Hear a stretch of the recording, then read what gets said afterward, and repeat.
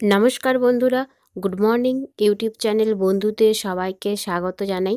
তো ঘুম থেকে উঠলাম ৮টার সময়। তো উঠেই দেখছি মার এখানে ভাত রান্না কমপ্লিট। তো আমাদের এখন রোয়া হচ্ছে, সেই রোয়ার জন্য ৩জন লোক হয়েছে। তো তাদের জন্যই রান্না বান্না করেছে মা, আর খোকাবু এখন সবাইকে পরিবেশন করছে। তো সবাই এখন খাওয়া দাওয়া করছে, আর আমি আমার সকালের কাজ সেরে দাঁত মুখ ধুয়ে জাস্ট মুড়ি খেলাম। আর এই দেখো, শাশুমা এখন কল থেকে জল আনছে। জল ২-৩ দিন ছাড়া হয়নি, তো ট্যাপ কল আছে, তো জল ছাড়া হয়নি সজলধারার। সবাই এখন ধোয়ার কাজে ব্যস্ত, তাই মা এখন কষ্ট করে অনেক দূর থেকে বোতলে করে জল বয়ে আনছে। আর আমি কি করছি দেখো, আমি এই যে হাতে মেহেন্দি করেছি, কিছুটা উঠেছে কিছুটা উঠেনি এখনো।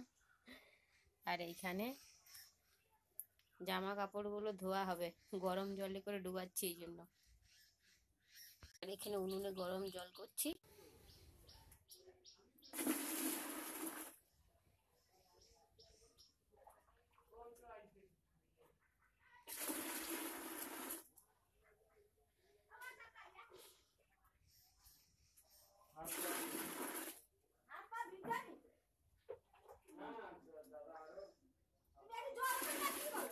যা বোতল আবার দুটো আনেছি,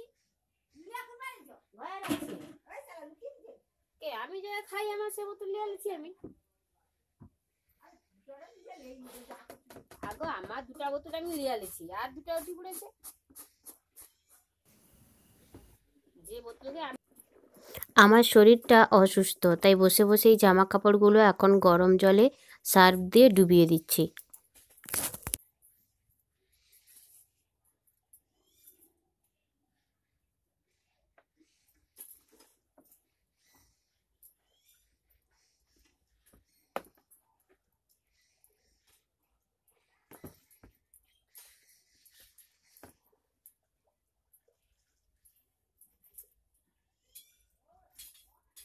রোয়া হলো বাকি আছে,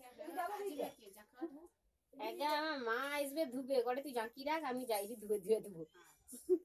ওই জন্য আমি বলি ধুয়ে দিই, জল তো নেই ঘরে, পুকুরে যেতে ধুয়ে দিসবে না, আমি তবু একলা ধুলে একটা কাপড় দিই, নাহলে আসবে যখন ধুয়ে দিবে ঘরে।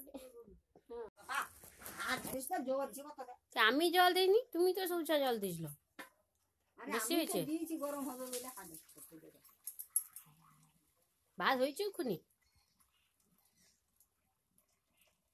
তো গা ধুয়েছে বুঝাইলি না। তো শাশুমা এখানে দুপুরের ভাতটা গড়িয়ে দিয়েছে আর মশলা বেটে দিয়েছে।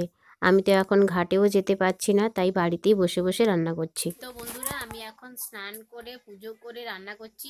সকালবেলায় মা রান্না করেছে, রুয়াতে লোক হয়েছে এই জন্য। আর আমি দুপুরে আবার কি রান্না করছি দেখো, এইখানটায় ওলকপি সেদ্ধ হবে, আর এই দেখো করেছি লাউ চচ্চড়ি,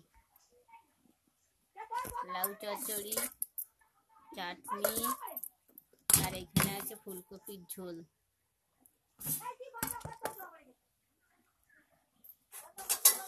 আর মা এই যে মশলা বেটে দিয়ে গেছে, রান্না করব।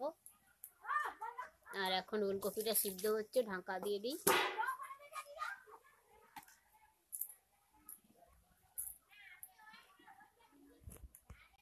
আর এই দেখো খোকাবু আমার জন্য এক ঝুড়ি ফল এনেছে, তো ফল খেতে ভাল লাগে, তো এই জন্য ফল এনেছে, এক ঝুড়ি ফল খাবো।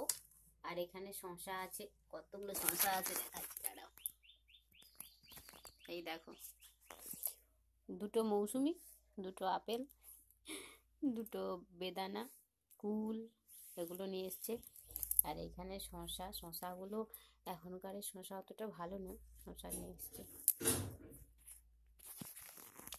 তো এইগুলো খেতে ভালো লাগে, এখন খেয়ে নেবো আমি। তো রান্নার শেষে উনুনে রান্না হয়েছে, তো ভালো করে ঝাঁট দিয়ে দিচ্ছি। তো একটু ঝুঁকতে কষ্ট হয়, তাহলেও কি করা যাবে, রান্নার পর রান্নাঘরটা পরিষ্কার না করলে হয়। তো এখানে কড়া পড়ে আছে, রান্নার কড়া আবার এসে শাশুমা ধোবে। তো হাঁড়ি কড়া বাসন সমস্ত কিছু ধুয়ে দেয়, আবার মশলা বাটা, জল ভরা। তো সমস্ত কাজ যেগুলো আমি করতে পারছি না সেগুলো মাকেই করতে হয়। তো খোকাবাবু বাবাও হেল্প করে যতটা পারে। তো শরীর অসুস্থ থাকলে তখন বোঝা যায় যে দুনিয়াটা কতটা কঠিন। যখন নিজের কাজগুলো নিজে করতে পারি না তখনই সবচেয়ে বেশি কষ্ট হয়। তো এখন শ্বশুর বাড়িতে থাকি, তো তাই শাশুমাকেই বেশি কাজ করতে হচ্ছে। সত্যিই আমি ভাগ্য করে অনেক তপস্যা করে এরকম শাশুমা পেয়েছি, না হলে এত কষ্টের মধ্যে। তাদেরও বয়স হয়েছে, এই বয়সে তাদের সেবা করা উচিত আমাদের, সেখানে উল্টে আমি অসুস্থ হয় আমাকে হাতে হাতে করে সমস্ত ভারী কাজগুলো করে দিতে হচ্ছে। তাই আমি কোনো রকম এখানটা ভালো করে ঝাঁট দিয়ে দিচ্ছি, তারপরে ভালো করে একটু গোবর জল দিয়ে উনানটা নেপে নেব।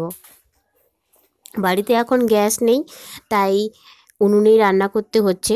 2-3 দিন হলো গ্যাস শেষ হয়েছে। খোকাবু এখন রোয়ার কাজে প্রচণ্ড ব্যস্ত, তাই ও গ্যাসটা আনতে যাওয়ারও সময় পাচ্ছে না। তো এই জন্য উনুনটা লেপে নিচ্ছি, কারণ একটু ঝুঁকতে কষ্ট, মোটু সোটু মানুষ, তার উপরে অসুস্থ। তো কোনো রকম আজকের দিনটা ভালো করে লেপে নিই, তারপরে গ্যাসটা নিয়ে এলে গ্যাসেই রান্না হবে, তো তখন আর কোনো সমস্যাই থাকবে না। তো শ্বশুর বাড়িতে মেয়েদের অনেকখানি কাজ থাকে, কিন্তু সেই অর্থে কেউ মূল্যই দেয় না যে কতখানি কাজ করতে হয়। রান্না বান্না, ঘর গোছানো, ঘর ঝাঁট, বাসন মাজা, জামা কাপড় ধোয়া, তো কত কাজ।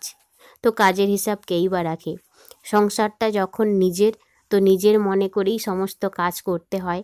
তো আমি একা, তো একাই সমস্ত কিছু করতে হবে। তো সেখানে হাতে হাতে শাশুমা একটু করে দিলে নিজেরও মনটা একটু ভালো লাগে। তো সেই জন্য আমি সত্যিই কৃতজ্ঞ। তো ভগবানের অনেক আশীর্বাদ যে এরকম একটা সংসার পেয়েছি। তো সবাই আমাকে আমার অসময়ে সবাই পাশে আছে, তো এটাই চাইবো। তো প্রত্যেকটা মেয়েরই স্বপ্ন হয় যে একটা বাড়িতে যখন আমরা 18 থেকে 21 বছর থাকি বাপের বাড়ি, যখন সেই বাড়ি ছেড়ে শ্বশুর বাড়িতে আসি, তখন নতুন দুনিয়া, নতুন সংসার কেমন হবে প্রতিটা মানুষের সঙ্গে মানিয়ে নেওয়ার একটা লড়াই চলে। তো সেই জায়গা থেকে অনেকটাই কষ্ট করতে হয় মেয়েদের মানিয়ে নিতে। তো সেখানে যদি নতুন সংসারে শ্বশুরমশাই, শাশুড়ি মা, স্বামী, তো সবাই যদি সাহায্য করে, সহযোগিতার হাত বাড়িয়ে দেয়, মিলেমিশে থাকে, তো তখন সংসারটা অনেক সুন্দর হয়। তো এই হচ্ছে আমার শাশুড়ি বৌমার সম্পর্ক। কেমন লাগলো সবাই জানিও।